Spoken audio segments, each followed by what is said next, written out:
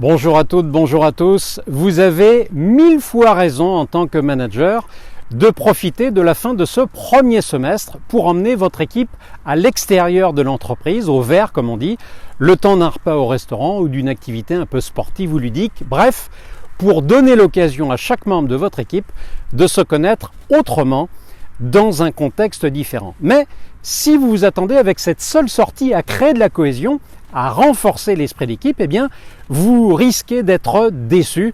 Au mieux, vos collaborateurs passeront bien sûr un bon moment. En revanche, si vous voulez renforcer la cohésion, passer de la bonne ambiance à la cohésion, voici ce que je vous propose.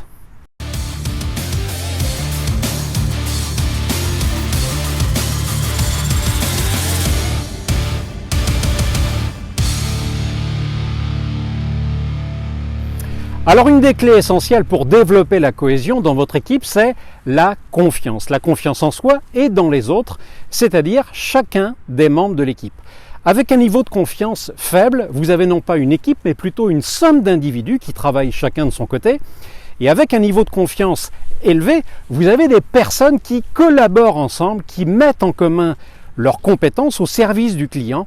Le climat de travail et la collaboration entre chaque membre de l'équipe sont bien meilleurs.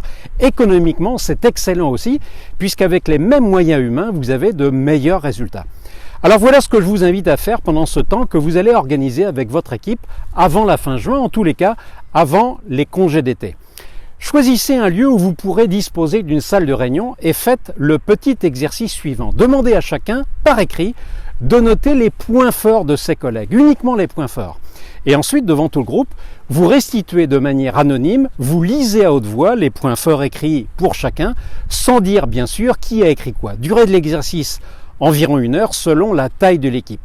Et vous verrez, le résultat est immédiat, les personnes sont ravies et parfois surprises, car au fond les occasions sont rares où on parle de soi en bien dans un contexte professionnel. On a tous besoin de se sentir apprécié. Si maintenant vous voulez aller plus loin, voici un deuxième exercice, plus délicat cette fois, que vous pouvez faire dans ce moment privilégié. Alors c'est toujours dans une salle de réunion, vous demandez à chacun individuellement d'écrire à chaque membre de l'équipe sur post-it ce que j'appelle une attente pour gagner en efficacité. Pour le dire autrement, qu'est-ce que j'attends de chacun de mes collègues pour être plus efficace dans mon travail au quotidien ? Par exemple, je peux attendre d'un collègue un peu plus de rigueur dans les dossiers sur lesquels je travaille avec lui. C'est un exercice qui permet de libérer certains non-dits qui ne sont jamais exprimés. Et vous savez que les non-dits, eh bien, ce sont de véritables poisons, ils sont des freins à la cohésion.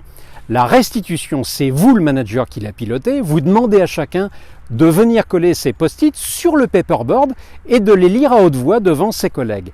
Durée de l'exercice environ 2 heures pour une équipe de 10 personnes. Précaution à prendre, bien clarifier la règle du respect. On peut se dire les choses tranquillement sans s'agresser. Et je vous invite ensuite à retranscrire au propre ces post-it et à les adresser aux personnes concernées. Tout le monde va donc avoir des axes de progrès. C'est aussi excellent pour préparer les prochains entretiens annuels individuels. Bien sûr, n'hésitez pas à reporter cet exercice si vous estimez que le groupe n'est pas encore prêt. Voilà donc 2 exercices pratiques qui vont vous aider à renforcer la cohésion de votre équipe. Et si vous avez besoin d'un appui, d'un renseignement pour vous aider à réussir cet exercice très intéressant et utile, eh bien écoutez, je suis à votre écoute et je vous dis à bientôt.